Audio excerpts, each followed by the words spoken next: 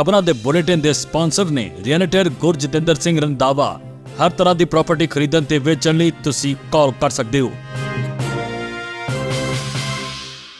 ਸਤਿ ਸ਼੍ਰੀ ਅਕਾਲ, ਤੁਸੀਂ ਦੇਖ ਰਹੇ ਹੋ ਜੀ ਪੰਜਾਬ ਮਿਲ USA TV ਤੇ ਮੈਂ ਸੁਰਭੀ। ਖਬਰਾਂ ਦੇ ਇਸ ਬੁਲੇਟਿਨ 'ਚ ਬਹੁਤ-ਬਹੁਤ ਸਵਾਗਤ। ਪੇਸ਼ ਹਾਂ ਦੇਸ਼ ਵਿਦੇਸ਼ ਦੀਆਂ ਕੁਝ ਖਾਸ ਤੇ ਚੋਣਵੀਆਂ ਖਬਰਾਂ।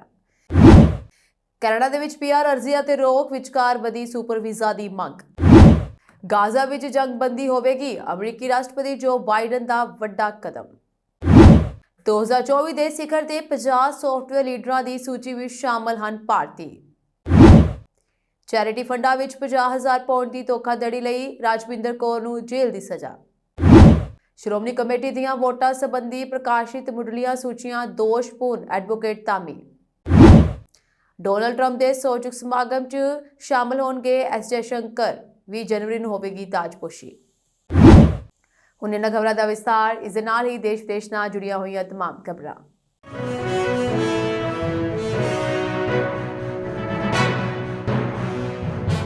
ਕੈਨੇਡਾ ਨੇ ਹਾਲ ਹੀ ਦੇ ਵਿੱਚ ਮਾਪਿਆਂ ਤੇ ਦਾਦਾ ਦਾਦੀ ਲਈ ਸਥਾਈ ਨਿਵਾਸ ਯਾਨੀ ਕਿ PR ਲਈ ਨਵੀਆਂ ਅਰਜ਼ੀਆਂ ਸਵੀਕਾਰ ਕਰਨਾ ਬੰਦ ਕਰ ਦਿੱਤਾ ਹੈ। ਇਹ ਪਾਬੰਦੀ ਪਰਿਵਾਰਕ ਸ਼੍ਰੇਣੀ ਧਾਰਾ ਫੈਮਿਲੀ ਕਲਾਸ ਸਟ੍ਰੀਮ ਤਹਿਤ ਲਗਾਈ ਗਈ ਹੈ। ਇਸ ਕਦਮ ਦਾ ਸਿੱਧਾ ਅਸਰ ਭਾਰਤੀਆਂ ਸਮੇਤ ਸਾਰੇ ਵਿਦੇਸ਼ੀਆਂ ਤੇ ਪਿਆ ਹੈ। ਇਸ ਦੇ ਨਾਲ ਹੀ ਮਾਪਿਆਂ ਅਤੇ ਦਾਦਾ ਦਾਦੀ ਲਈ PR ਪ੍ਰਾਪਤ ਕਰਨ ਦਾ ਰਸਤਾ ਮੁਸ਼ਕਿਲ ਹੋਣ ਤੋਂ ਬਾਅਦ ਲੋਕ ਸੁਪਰ ਵੀਜ਼ਾ ਵੱਲ ਦੇਖ ਰਹੇ ਹਨ। ਇਸ ਵੀਜ਼ੇ ਨਾਲ ਲੋਕ PR ਲਈ ਲੰਮਾ ਇੰਤਜ਼ਾਰ ਕੀਤੇ ਬਿਨਾਂ ਆਪਣੇ ਪਰਿਵਾਰਾਂ ਨਾਲ ਲੰਬੇ ਸਮੇਂ ਲਈ ਰਹਿ ਸਕਦੇ ਹਨ। ਕੈਨੇਡਾ ਦੇ ਵਿੱਚ ਰਹਿਣ ਵਾਲੇ ਭਾਰਤੀ ਮੂਲ ਦੇ ਲੋਕ ਇਸ ਨੂੰ PR ਦੇ ਵਿਕਲਪ ਵਜੋਂ ਅਜ਼ਮਾ ਰਹੇ ਹਨ। ਇੰਡੀਅਨ ਐਕਸਪ੍ਰੈਸ ਦੀ ਰਿਪੋਰਟ ਅਨੁਸਾਰ ਸੁਪਰ ਵੀਜ਼ਾ ਇੱਕ ਮਲਟੀਪਲ ਐਂਟਰੀ ਵੀਜ਼ਾ ਹੈ। ਇਸ ਨਾਲ ਮਾਪੇ ਅਤੇ ਦਾਦਾ ਦਾਦੀ ਲੰਬੇ ਸਮੇਂ ਤੱਕ ਕੈਨੇਡਾ ਵਿੱਚ ਰਹਿ ਸਕਦੇ ਹਨ ਜੋ ਕਿਸੇ ਕੈਨੇਡੀਅਨ ਨਾਗਰਿਕ ਦੇ ਰਿਸ਼ਤੇਦਾਰ ਹਨ। ਹਾਲਾਂਕਿ ਕੈਨੇਡਾ ਦੇ ਵੀਜ਼ਾ ਨਿਯਮਾਂ ਵਿੱਚ ਬਦਲਾਅ ਕਾਰਨ ਲੋਕਾਂ ਵਿੱਚ ਚਿੰਤਾ ਵੀ ਹੈ। ਲੋਕਾਂ ਵਿੱਚ ਡਰ ਹੈ ਕਿ ਭਵਿੱਖ ਵਿੱਚ ਸੁਪਰ ਵੀਜ਼ਾ ਵੀ ਬੰਦ ਕੀਤਾ ਜਾ ਸਕਦਾ ਹੈ। ਵੀਜ਼ਾ ਪ੍ਰੋਸੈਸਿੰਗ ਵਿੱਚ ਲੱਗਣ ਵਾਲਾ ਸਮਾਂ ਅਤੇ ਪਾਬੰਦੀਆਂ ਵੀ ਲੋਕਾਂ ਨੂੰ ਪਰੇਸ਼ਾਨ ਕਰ ਰਹੀਆਂ ਹਨ। ਕੈਨੇਡਾ ਨੇ ਹਾਲ ਹੀ ਵਿੱਚ ਆਪਣੇ ਵੀਜ਼ਾ ਨਿਯਮਾਂ ਵਿੱਚ ਬਦਲਾਅ ਕੀਤਾ ਹੈ। ਪਹਿਲਾਂ 10 ਸਾਲਾਂ ਦਾ ਮਲਟੀਪਲ ਐਂਟਰੀ ਵੀਜ਼ਾ ਪ੍ਰਾਪਤ ਕਰਨਾ ਆਮ ਗੱਲ ਸੀ, ਪਰ ਹੁਣ ਅਜਿਹਾ ਨਹੀਂ ਹੈ। ਮਾਹਰਾਂ ਦਾ ਕਹਿਣਾ ਹੈ ਕਿ ਸੁਪਰ ਵੀਜ਼ਾ ਲਈ ਯੋਗਤਾ ਪੂਰੀ ਕਰਨ ਵਾਲੇ ਮਾਪੇ ਜਾਂ ਦਾਦਾ ਦਾਦੀ ਚਿੰਤਾ ਵਿੱਚ ਹਨ। ਹਾਲੀਆ ਤਬਦੀਲੀਆਂ ਕਾਰਨ ਉਹਨਾਂ ਨੂੰ ਡਰ ਹੈ ਕਿ ਕੈਨੇਡਾ ਭਵਿੱਖ ਵਿੱਚ ਇਸ ਸਹੂਲਤ ਨੂੰ ਬੰਦ ਕਰ ਸਕਦਾ ਹੈ। ਮਾਪਿਆਂ ਅਤੇ ਦਾਦਾ ਦਾਦੀ ਲਈ PR ਅਤੇ ਸੁਪਰ ਵੀਜ਼ਾ ਵਿੱਚ ਬਹੁਤ ਅੰਤਰ ਹੈ। ਇਸ ਨਾਲ ਠਹਿਰਨ ਦੇ ਸਮੇਂ ਅਤੇ ਪ੍ਰਾਪਤ ਲਾਭਾਂ ਵਿੱਚ ਵੀ ਫਰਕ ਪੈਂਦਾ ਹੈ।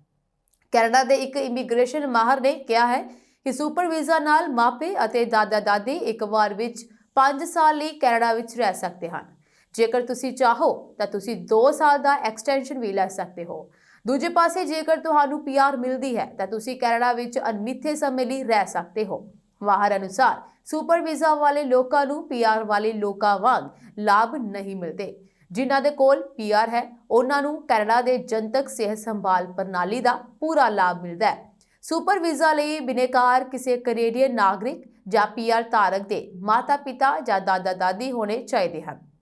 ਵਿਦਿਆਰਥੀ ਸੁਪਰ ਵੀਜ਼ਾ ਲਈ ਆਪਣੇ ਮਾਪਿਆਂ ਜਾਂ ਦਾਦਾ ਦਾਦੀ ਨੂੰ ਸਪਾਂਸਰ ਨਹੀਂ ਕਰ ਸਕਦੇ। ਸਪਾਂਸਰ ਨੂੰ ਇੱਕ ਸੱਦਾ ਪੱਤਰ ਦੇਣਾ ਲਾਜ਼ਮੀ ਹੈ।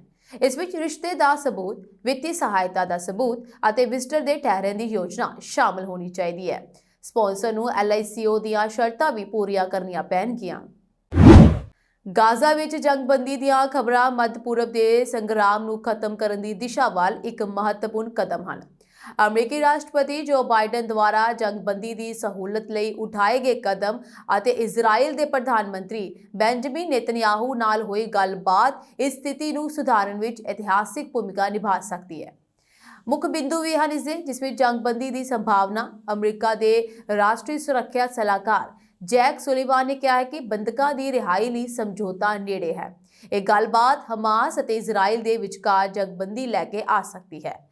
ਬਾਈਡਨ ਦੀ ਕੂਟਨੀਤਿਕ ਰਣਨੀਤੀ ਵੀ ਇਸ ਵਿੱਚ ਰਾਸ਼ਟਰਪਤੀ ਬਾਈਡਨ ਨੇ ਇਜ਼ਰਾਈਲ ਨਾਲ ਸੰਬੰਧ ਮਜ਼ਬੂਤ ਬਣਾਈ ਰੱਖਣ ਦੇ ਨਾਲ ਗਾਜ਼ਾ ਵਿੱਚ ਜੰਗਬੰਦੀ ਲਈ ਪਹਿਲ ਕੀਤੀ ਹੈ। ਇਹ ਕਦਮ ਮੱਧ ਪੂਰਬ ਵਿੱਚ ਅਮਨ ਲਈ ਅਮਰੀਕੀ ਰਚਨਾ ਦਾ ਹਿੱਸਾ ਹੈ। ਸਾਬਕਾ ਰਾਸ਼ਟਰਪਤੀ ਡੋਨਾਲਡ ਟਰੰਪ ਨੇ ਹਮਾਸ ਵਿਰੁੱਧ ਖੁੱਲ੍ਹੀ ਧਮਕੀ ਦਿੱਤੀ ਹੈ। ਟਰੰਪ ਨੇ ਆਪਣੇ ਸਖਤ ਰੁਖ ਨਾਲ ਮੱਧ ਪੂਰਬ ਦੀ ਸਥਿਤੀ ਵਿੱਚ ਇੱਕ ਵੱਖਰਾ ਸੰਦਰਭ ਪੇਸ਼ ਕੀਤਾ ਹੈ। ਇਹ ਸੰਘਰਸ਼ ਕਈ ਦਹਾਕਿਆਂ ਤੋਂ ਚੱਲ ਰਿਹਾ ਹੈ ਅਤੇ ਇਸ ਵਿੱਚ ਹਮਾਸ ਦੀ ਭੂਮਿਕਾ ਤੇ ਇਜ਼ਰਾਈਲ ਦੀ ਸੁਰੱਖਿਆ ਮੂਲ ਚਿੰਤਾ ਦੇ ਕੇਂਦਰ ਵਿੱਚ ਹੈ। ਬੰਦਕਾਂ ਦੀ ਰਿਹਾਈ ਅਤੇ ਜੰਗਬੰਦੀ ਦੋਵੇਂ ਪਾਸਿਆਂ ਲਈ ਇੱਕ ਵੱਡੀ ਰਾਹਤ ਸਾਬਤ ਹੋ ਸਕਦੇ ਹਨ। ਜੇ ਅਮਰੀਕਾ ਅਤੇ ਹੋਰ ਅੰਤਰਰਾਸ਼ਟਰੀ ਤਾਕਤਾਂ ਗਾਜ਼ਾ ਵਿੱਚ ਅਮਨ ਸਥਾਪਿਤ ਕਰਨ ਲਈ ਆਪਣੀ ਰਣਨੀਤੀ ਸਫਲ ਕਰ ਲੈਂਦੀਆਂ ਹਨ ਤਾਂ ਇਹ ਮੱਧ ਪੂਰਬ ਵਿੱਚ ਇੱਕ ਨਵੇਂ ਅਧਿਆਇ ਦੀ ਸ਼ੁਰੂਆਤ ਕਰ ਸਕਦਾ ਹੈ। ਇਸ ਸੰਭਾਵਨਾ ਵਿੱਚ ਅਮਰੀਕਾ ਦੇ ਰੋਲ ਤੇ ਹਮਾਸ ਅਤੇ ਇਜ਼ਰਾਈਲ ਦੀ ਸਹਿਮਤੀ ਮੁੱਖ ਚਾਬੀ ਹੈ। ਦਰਅਸਲ ਅਮਰੀਕੀ ਰਾਸ਼ਟਰਪਤੀ ਜੋ ਬਾਈਡਨ ਆਪਣੇ ਕਾਰਜਕਾਲ ਦੌਰਾਨ ਗਾਜ਼ਾ ਵਿੱਚ ਜੰਗਬੰਦੀ ਲਾਗੂ ਕਰ ਸਕਦੇ ਹਨ। ਇਸ ਸਬੰਧ ਵਿੱਚ ਰਾਸ਼ਟਰਪਤੀ ਬਾਈਡਨ ਨੇ ਇਸ ਐਤਵਾਰ ਨੂੰ ਇਜ਼ਰਾਈਲ ਦੇ ਪ੍ਰਧਾਨ ਮੰਤਰੀ ਬੈਂਜਾਮਿਨ ਨੇਤਨਯਾਹੂ ਨਾਲ ਟੈਲੀਫੋਨ ਤੇ ਗੱਲਬਾਤ ਕੀਤੀ।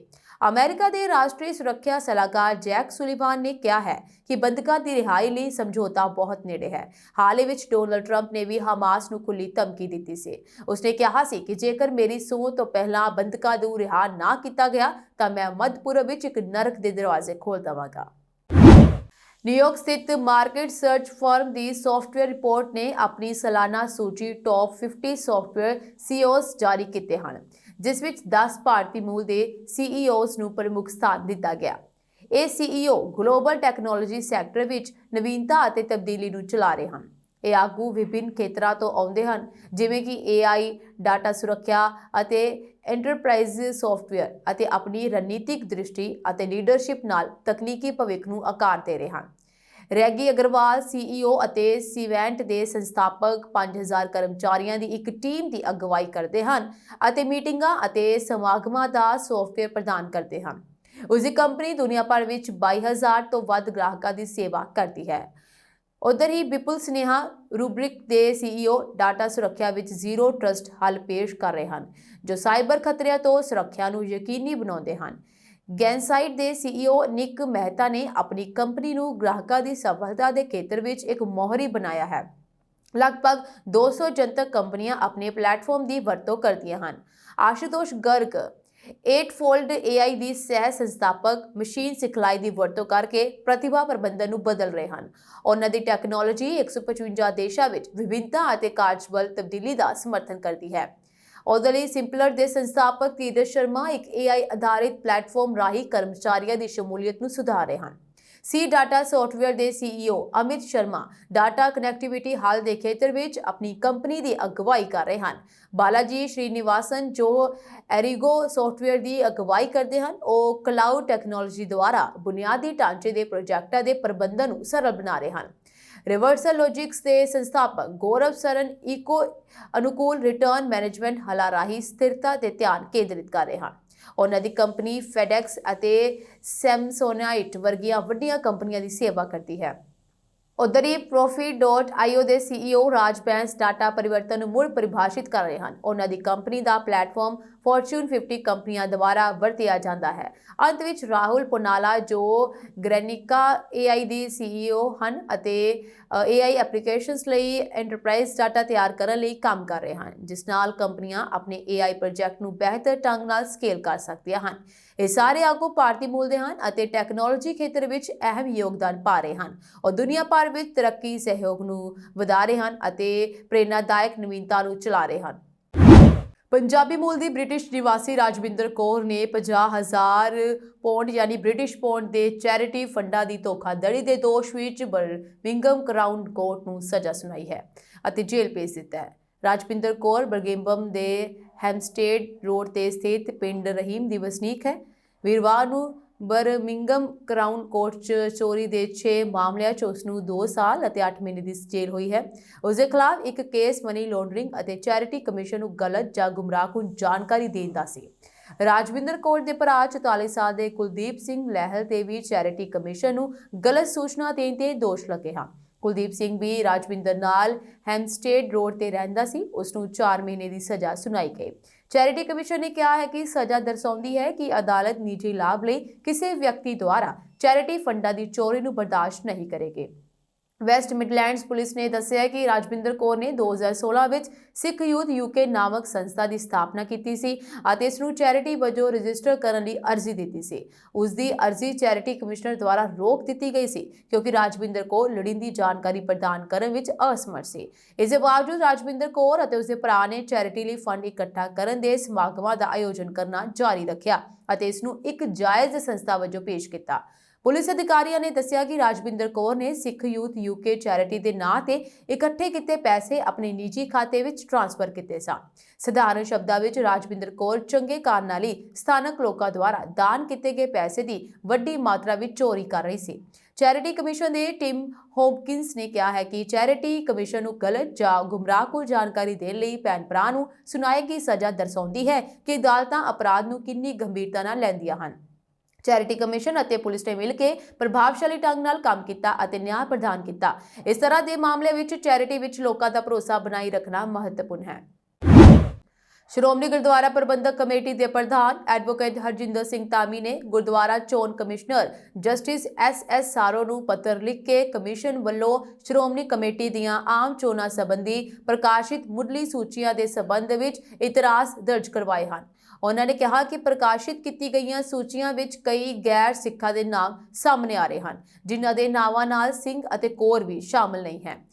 ਇਸ ਤੋਂ ਇਲਾਵਾ ਸੂਚੀਆਂ ਵਿੱਚ ਵੋਟਰਾਂ ਦੀ ਸ਼ਨਾਖਤ ਲਈ ਪਛਾਣ ਦਰਸਾਉਂਦੀਆਂ ਫੋਟੋਆਂ ਵੀ ਸ਼ਾਮਲ ਨਹੀਂ ਕੀਤੀਆਂ ਗਈਆਂ।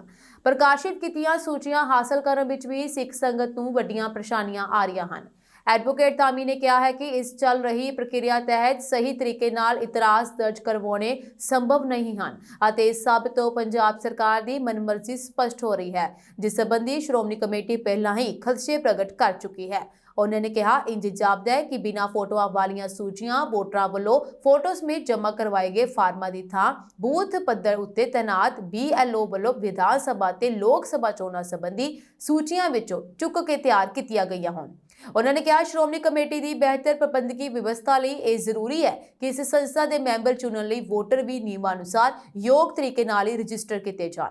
ਲਿਖੇ ਪੱਤਰ ਵਿੱਚ ਐਡਵੋਕੇਟ ਧਾਮੀ ਨੇ ਮੁੱਖ ਕਮਿਸ਼ਨਰ ਗੁਰਦੁਆਰਾ ਚੋਣਾਂ ਪਾਸੋਂ ਮੰਗ ਕੀਤੀ ਹੈ ਕਿ ਵੋਟਰ ਸੂਚੀਆਂ ਦੀ ਆਨਲਾਈਨ ਅਤੇ ਬਣਾਏ ਗਏ ਕੇਂਦਰਾਂ ਉੱਤੇ ਉਪਲਬਧਤਾ ਯਕੀਨੀ ਬਣਾਈ ਜਾਵੇ। ਗੁਰਦੁਆਰਾ ਚੋਣ ਕਮਿਸ਼ਨ ਵੱਲੋਂ ਵੋਟਰ ਰਜਿਸਟ੍ਰੇਸ਼ਨ ਪ੍ਰਕਿਰਿਆ ਸਮੇਂ ਫੋਟੋਆਂ ਸਮੇਤ ਫਾਰਮ ਜਮ੍ਹਾਂ ਕਰਵਾਉਣ ਦੀਆਂ ਹਦਾਇਤਾਂ ਦੇ ਮੱਦੇਨਜ਼ਰ ਸੂਚੀਆਂ ਵੋਟਰਾਂ ਦੀਆਂ ਫੋਟੋਆਂ ਸਮੇਤ ਪ੍ਰਕਾਸ਼ਿਤ ਕੀਤੀਆਂ ਜਾਣ ਤਾਂ ਜੋ ਪਤਾ ਲੱਗ ਸਕੇ ਕਿ ਵੋਟਰ ਬਣਨ ਵਾਲਾ ਵਿਅਕਤੀ ਸਾਬਤ ਸੂਰਤ ਕੇਸਾਧਾਰੀ ਸਿੱਖ ਹੈ। ਉਹਨਾਂ ਨੇ ਗੈਰ ਸਿੱਖਾਂ ਦੇ ਸ਼ਾਮਲ ਨਾਮ ਦਰਜ ਖਾਰਜ ਕਰਨ ਦੇ ਆਦੇਸ਼ ਜਾਰੀ ਕਰਨ ਦੀ ਵੀ ਮੰਗ ਕੀਤੀ ਹੈ।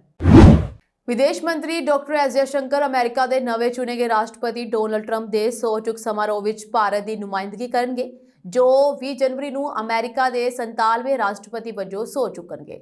ਆਪਣੀ ਫੇਰੀ ਦੌਰਾਨ ਵਿਦੇਸ਼ ਮੰਤਰੀ ਨਵੇਂ ਅਮਰੀਕੀ ਪ੍ਰਸ਼ਾਸਨ ਦੇ ਪ੍ਰਤੀਨਿਧੀਆਂ ਅਤੇ ਸਹੁੰ ਚੁੱਕ ਸਮਾਰੋਹ ਵਿੱਚ ਸ਼ਾਮਲ ਹੋਣ ਵਾਲੇ ਹੋਰ ਅੰਤਰਰਾਸ਼ਟਰੀ ਪਤਵੰਤਿਆਂ ਨਾਲ ਵੀ ਗੱਲਬਾਤ ਕਰਨਗੇ। MEA ਨੇ ਇੱਕ ਟਵੀਟ ਜ਼ਰੀਏ ਇਸ ਸੰਬੰਧੀ ਜਾਣਕਾਰੀ ਦਿੱਤੀ।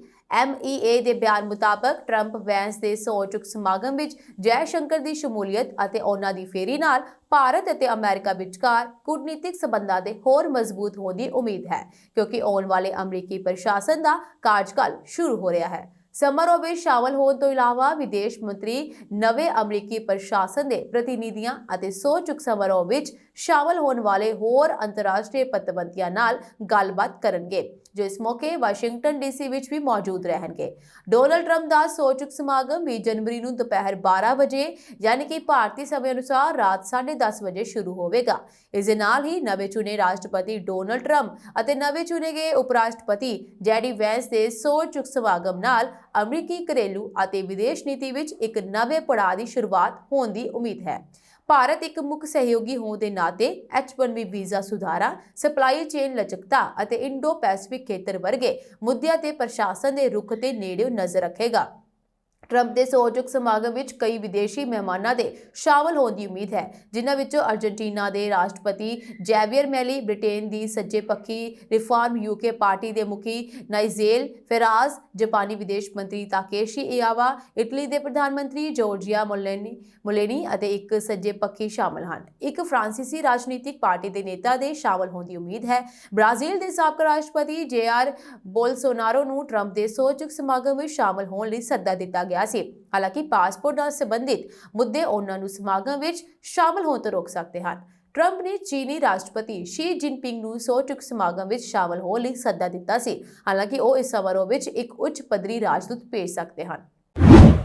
ਮਰਨ ਵਰਤ ਤੇ ਬੈਠੇ ਕਿਸਾਨ ਆਗੂ ਜਗਜੀਤ ਸਿੰਘ ਜੱਲੇਵਾਲ ਅਤੇ ਖੇਤੀਬਾੜੀ ਅੰਦੋਲਨ ਦੇ ਨਾਲ ਜੁੜੀਆਂ ਘਟਨਾਵਾਂ ਦਿਖਾਉਂਦੀਆਂ ਹਨ ਕਿ ਕਿਸਾਨਾਂ ਦੀਆਂ ਮੰਗਾਂ ਨੂੰ ਲੈ ਕੇ ਸੰਘਰਸ਼ ਅਜੇ ਵੀ ਜ਼ੋਰਾਂ ਤੇ ਹੈ। ਇਹ ਮਾਮਲਾ ਹੁਣ ਸਿਰਫ ਇੱਕ ਖੇਤਰ ਪੱਧਰ ਤੱਕ ਸੀਮਿਤ ਨਹੀਂ ਰਿਹਾ, ਬਲਕਿ ਇਹ ਅੰਤਰਰਾਸ਼ਟਰੀ ਅਤੇ ਰਾਸ਼ਟਰੀ ਪੱਧਰ ਤੇ ਪਹੁੰਚ ਰਿਹਾ ਹੈ।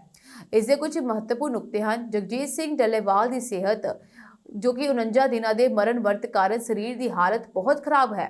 ਡਾਕਟਰਾਂ ਦੇ ਅਨੁਸਾਰ ਸਰੀਰ ਦਾ ਸੁੰਗੜਨਾ ਅਤੇ ਨੁਕਸਾਨ ਖਤਰਨਾਕ ਹੈ। ਡੱਲੇਵਾਲ ਨੇ ਡਾਕਟਰੀ ਦੇਖਭਾਲ ਤੋਂ ਇਨਕਾਰ ਕੀਤਾ ਹੈ। ਪੰਜਾਬ ਸਰਕਾਰ ਦੀ ਕਾਰਵਾਈ ਤੇ ਵੀ ਕੋਈ ਜਵਾਬ ਨਹੀਂ ਹੈ। ਧਰਨੇ ਵਾਲੇ ਇਲਾਕੇ ਨੇੜੇ ਆਰਜ਼ੀ ਹਸਪਤਾਲ ਅਤੇ ਐਂਬੂਲੈਂਸ ਤਾਇਨਾਤ ਕੀਤੀਆਂ ਗਈਆਂ ਹਨ। ਵੈਸੇ ਤਾਂ ਮਾਮਲਾ ਸੁਪਰੀਮ ਕੋਰਟ ਵਿੱਚ ਵੀ ਚੱਲ ਰਿਹਾ ਹੈ। ਸੰਯੁਕਤ ਕਿਸਾਨ ਮੋਰਚਾ ਦੀ ਮੀਟਿੰਗ ਵਿੱਚ ਸੰਘਰਸ਼ ਨੂੰ ਹੋਰ ਵੱਡਾ ਰੂਪ ਦੇਣ ਤੇ ਚਰਚਾ ਹੋ ਰਹੀ ਹੈ। ਇਸ ਤੋਂ ਇਲਾਵਾ ਜੇਕਰ ਐਸਕੇਐਮ ਨੂੰ ਸਮਰਥਨ ਮਿਲਦਾ ਹੈ ਤਾਂ ਇਹ ਅੰਦੋਲਨ ਪੰਜਾਬ ਤੋਂ ਬਾਹਰ ਦੇ ਸੂਬਿਆਂ ਵਿੱਚ ਵੀ ਫੈਲ ਸਕਦਾ ਹੈ। ਹਿਸਾਰ ਤੋਂ ਆਏ ਕਿਸਾਨਾਂ ਦੇ ਸਮੂਹ ਨੇ ਅੰਦੋਲਨ ਵਿੱਚ ਨਾਅਰੇਬਾਜ਼ੀ ਕੀਤੀ ਹੈ। ਸ਼ੰਭੂ ਅਤੇ ਖਨੌਰੀ ਬਾਰਡਰ ਤੇ ਜੱਥੇ ਪਹੁੰਚ ਰਹੇ ਹਨ। 9 ਜਨਵਰੀ ਨੂੰ ਇੱਕ ਕਿਸਾਨ ਦੀ ਖੁਦਕੁਸ਼ੀ ਅਤੇ ਧਰਨੇ ਦੌਰਾਨ ਹੋਈਆਂ ਮੌਤਾਂ ਸੰਘਰਸ਼ ਦੀ ਗੰਭੀਰਤਾ ਨੂੰ ਦਰਸਾਉਂਦੀਆਂ ਹਨ।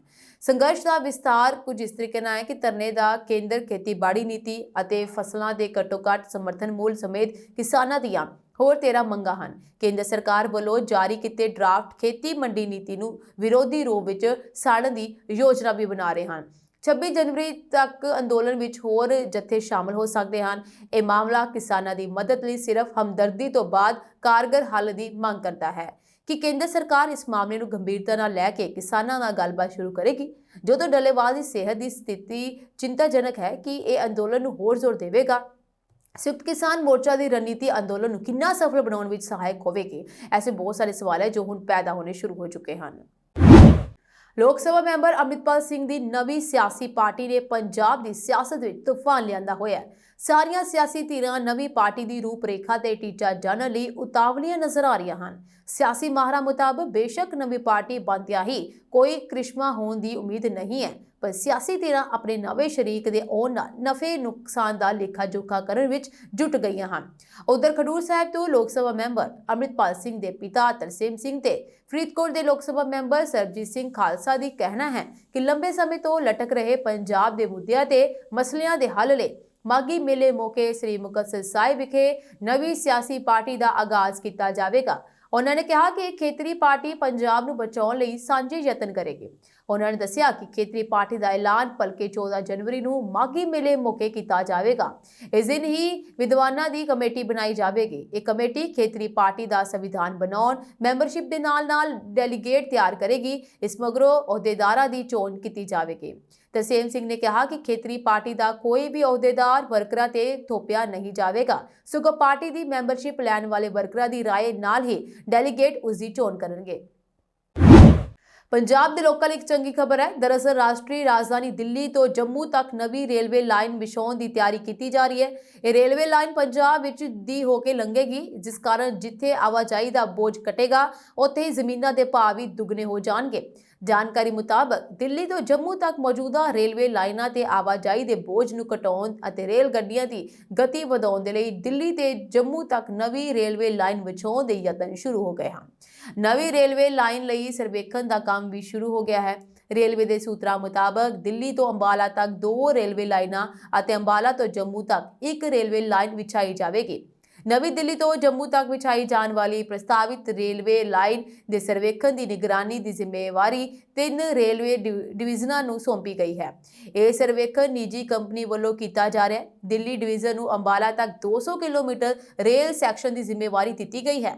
ਅੰਬਾਲਾ ਡਿਵੀਜ਼ਨ ਨੂੰ ਅੰਬਾਲਾ ਛਾਉਣੀ ਤੋਂ ਜਲੰਧਰ ਤੱਕ 200 ਕਿਲੋਮੀਟਰ ਰੇਲ ਸੈਕਸ਼ਨ ਦੀ ਜ਼ਿੰਮੇਵਾਰੀ ਦਿੱਤੀ ਗਈ ਹੈ ਅਤੇ ਫਿਰੋਜ਼ਪੁਰ ਡਿਵੀਜ਼ਨ ਨੂੰ ਜਲੰਧਰ ਤੋਂ ਜੰਮੂ ਸੈਕਸ਼ਨ ਦੀ ਜ਼ਿੰਮੇਵਾਰੀ ਦਿੱਤੀ ਗਈ ਹੈ। ਇਸ ਵੇਲੇ ਇਸ ਰੇਲ ਰੂਟ ਤੇ ਸਿਰਫ 2 ਟਰੈਕ ਹੋਣ ਕਾਰਨ ਬਹੁਤ ਸਾਰੀਆਂ ਸਮੱਸਿਆਵਾਂ ਹਨ। ਇੱਕ ਰੇਲ ਗੱਡੀ ਨੂੰ ਲੰਘਣ ਦੇ ਲਈ ਦੂਜੀ ਨੂੰ ਲੰਬਾ ਸਮਾਂ ਇੰਤਜ਼ਾਰ ਕਰਨਾ ਪੈਂਦਾ ਹੈ। ਇਸ ਨਾਲ ਸਮਾਂ ਬਰਬਾਦ ਹੁੰਦਾ ਹੈ ਅਤੇ ਯਾਤਰੀਆਂ ਨੂੰ ਯਾਤਰਾ ਕਰਨ ਵਿੱਚ ਵਧੇਰੇ ਸਮਾਂ ਲੱਗਦਾ ਹੈ। ਇਸ ਰੇਲਵੇ ਲਾਈਨ ਦੀ ਸਰਵੇਖਣ ਰਿਪੋਰਟ ਰੇਲਵੇ ਬੋਰਡ ਨੂੰ ਭੇਜੀ ਜਾਵੇਗੀ। ਇਸ ਪ੍ਰੋਜੈਕਟ ਤੇ ਰੇਲਵੇ ਬੋਰਡ ਦੀ ਇੱਕ ਕਮੇਟੀ ਫੈਸਲਾ ਲਵੇਗੀ। ਇਹ ਪਤਾ ਲਾਉਣ ਦੇ ਲਈ ਕਿ ਹੁਣ ਸਰਵੇਖਣ ਕੀਤੇ ਜਾ ਰਹੇ ਹਨ ਕਿ ਇਹ ਲਾਈਨ ਕਿੱਥੇ ਸਥਿਤ ਹੋ ਸਕਦੀ ਹੈ, ਜਿੱਥੇ ਪੁਲ ਬਣਾਉਣਾ ਪੈ ਸਕਦਾ ਹੈ ਅਤੇ ਜਿੱਥੇ ਜ਼ਮੀਨ ਪ੍ਰਾਪਤ ਕਰਨੀ ਪੈ ਸਕਦੀ ਹੈ।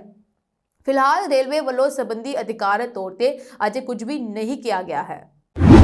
ਪੰਜਾਬ ਦੇ ਪ੍ਰਸ਼ਾਸਨਿਕ ਸੁਧਾਰ ਅਤੇ ਲੋਕ ਸ਼ਿਕਾਇਤ ਵਿਭਾਗ ਵੱਲੋਂ ਈ-ਸੇਵਾ ਪੋਰਟਲ ਤੇ ਸਤੰਬਰ 2019 ਵਿੱਚ ਸ਼ੁਰੂ ਕੀਤੀਆਂ ਆਰਮਸ ਲਾਇਸੈਂਸ ਅਤੇ ਅਲਾਈਡ ਸਰਵਿਸ ਲੈਣ ਤੋਂ ਵਾਂਝੇ ਜ਼ਿਲ੍ਹੇ ਦੇ ਲਗਭਗ 1000 ਲਾਇਸੈਂਸੀ ਅਸਲਾ ਧਾਰਕਾਂ ਨੂੰ ਆਖਰੀ ਮੌਕਾ ਦਿੰਦੇ ਹੋਏ ਜ਼ਿਲ੍ਹਾ ਪ੍ਰਸ਼ਾਸਨ ਸਾਹਿਬਜ਼ਾਦਾ ਅਜੀਤ ਸਿੰਘ ਨਗਰ ਵੱਲੋਂ 31 ਜਨਵਰੀ 2025 ਤੋਂ ਪਹਿਲਾਂ ਆਪਣਾ ਅਸਲਾ ਲਾਇਸੈਂਸ ਡਾਟਾ ਨਵੀਨੀਕਰਨ ਈ-ਸੇਵਾ ਪੋਰਟਲ ਰਾਹੀਂ ਕਰਵਾਉਣ ਦੀ ਹਦਾਇਤ ਕੀਤੀ ਗਈ ਹੈ।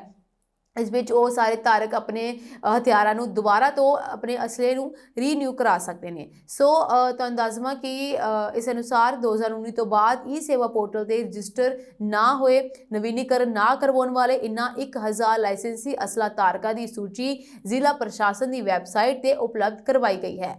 ਜੇਕਰ ਇਹ ਲਾਇਸੈਂਸੀ ਅਸਲਾ ਧਾਰਕ 31 ਜਨਵਰੀ ਤੋਂ ਪਹਿਲਾਂ ਜ਼ਿਲ੍ਹੇ ਦੇ ਸੇਵਾ ਕੇਂਦਰਾਂ ਵਿੱਚ ਆਪਣਾ ਨਵੀਨੀਕਰਨ ਈ ਸੇਵਾ ਪੋਰਟਲ ਤੇ ਨਹੀਂ ਕਰਵਾਉਂਦੇ ਤਾਂ ਬਿਨਾਂ ਕੋਈ ਹੋਰ ਨੋਟਿਸ ਸੂਚਨਾ ਦਿੱਤੇ ਨਿਯਮਾਂ ਮੁਤਾਬਕ ਅਗਲੇਰੀ ਕਾਰਵਾਈ ਆਰੰਭ ਕਰ ਦਿੱਤੀ ਜਾਵੇਗੀ, ਜਿਸ ਤਹਿਤ ਉਹਨਾਂ ਦੇ ਲਾਇਸੈਂਸ ਦੀ ਵੈਧਤਾ ਮੁਸ਼ਕਿਲ ਆ ਜਾਵੇਗੀ।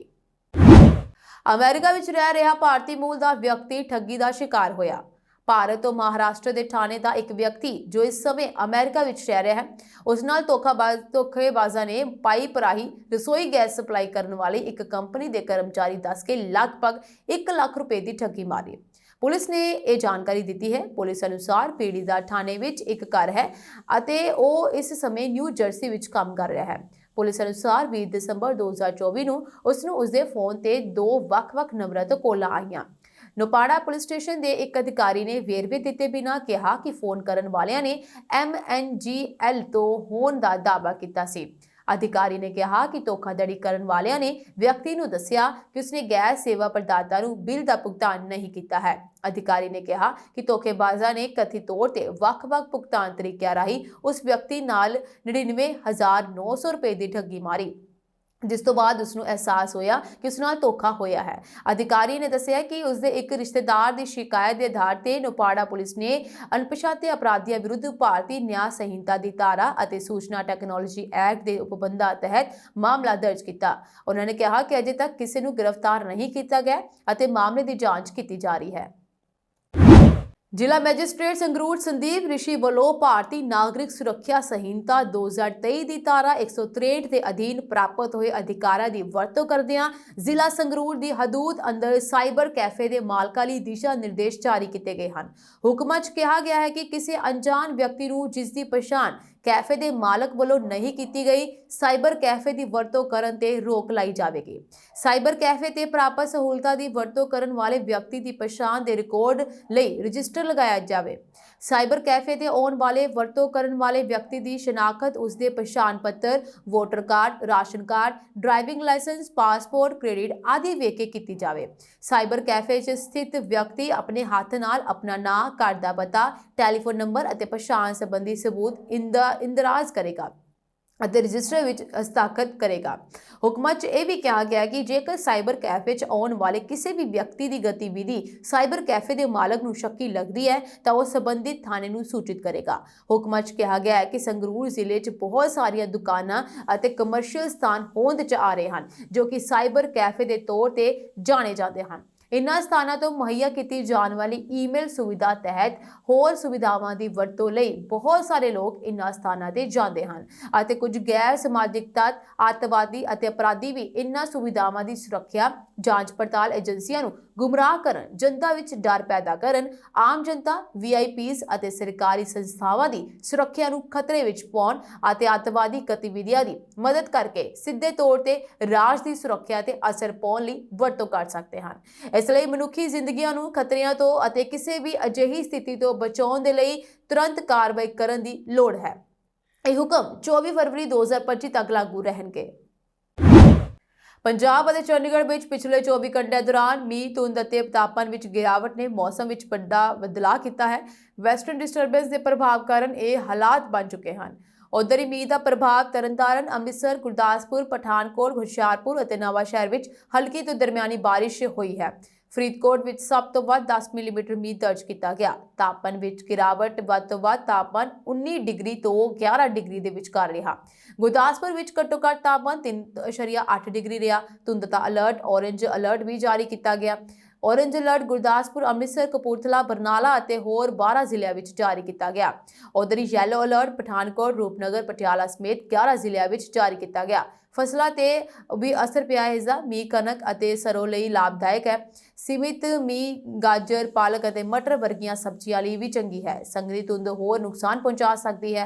ਅਗਲੇ ਦਿਨਾਂ ਦੀ ਭਵਿੱਖਬਾਣੀ ਦੇ ਅਨੁਸਾਰ 16 ਜਨਵਰੀ ਤੋਂ ਮੌਸਮ ਸਾਫ਼ ਹੋਣ ਦੀ ਉਮੀਦ ਹੈ। 13 ਜਨਵਰੀ ਤੋਂ ਬਾਅਦ ਕੋਈ ਨਵਾਂ ਮੀਂਹ ਦਾ ਅਲਰਟ ਨਹੀਂ ਹੈ। ਦਰਅਸਲ ਪੰਜਾਬ ਅਤੇ ਚੰਡੀਗੜ੍ਹ 'ਚ ਮੌਸਮ ਬਦਲ ਗਿਆ ਹੈ। ਸਰਗਰਮ ਵੈਸਟਰਨ ਡਿਸਟਰਬੈਂਸ ਕਾਰਨ ਰਾਤ ਤੋਂ ਹੀ ਕਈ ਇਲਾਕਿਆਂ 'ਚ ਰੁਕ-ਰੁਕ ਕੇ ਮੀਂਹ ਪੈ ਰਿਹਾ ਹੈ, ਜਦਕਿ ਮੌਸਮ ਵਿਭਾਗ ਨੇ ਤਰਨਤਾਰਨ, ਅੰਮ੍ਰਿਤਸਰ, ਗੁਰਦਾਸਪੁਰ, ਪਠਾਨਕੋਟ, ਹੁਸ਼ਿਆਰਪੁਰ ਅਤੇ ਨਵਾਂਸ਼ਹਿਰ ਵਿੱਚ ਕੁਝ ਥਾਵਾਂ ਤੇ ਮੀਂਹ ਪੈਣ ਦੀ ਭਵਿੱਖਬਾਣੀ ਕੀਤੀ ਹੈ।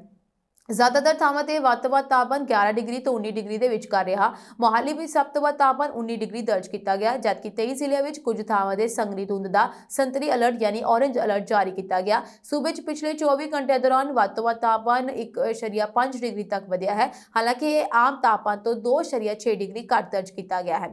ਨਤੀਜਾ ਮੌਜੂਦਾ ਮੀਂਹ ਅਤੇ ਠੰਡ ਖੇਤੀ ਅਤੇ ਫਸਲਾਂ ਲਈ ਮਿਸ਼ਰਤ ਪ੍ਰਭਾਵ ਰੱਖਦੇ ਹਨ। ਧੁੰਦ ਅਤੇ ਠੰਡ ਦੀ ਅਧਿਕਤਾ ਹਾਲਾਤ ਨੂੰ ਗੰਭੀਰ ਬਣਾ ਸਕਦੀ ਹੈ। ਮੌਸਮ ਦੇ ਇਹ ਬਦਲਾਅ ਫਸਲਾਂ ਅਤੇ ਸਮੁੱਚੇ ਮਾਹੌਲ ਨੂੰ ਨਵਾਂ ਰੁਖ ਦੇ ਸਕਦੇ ਹਨ।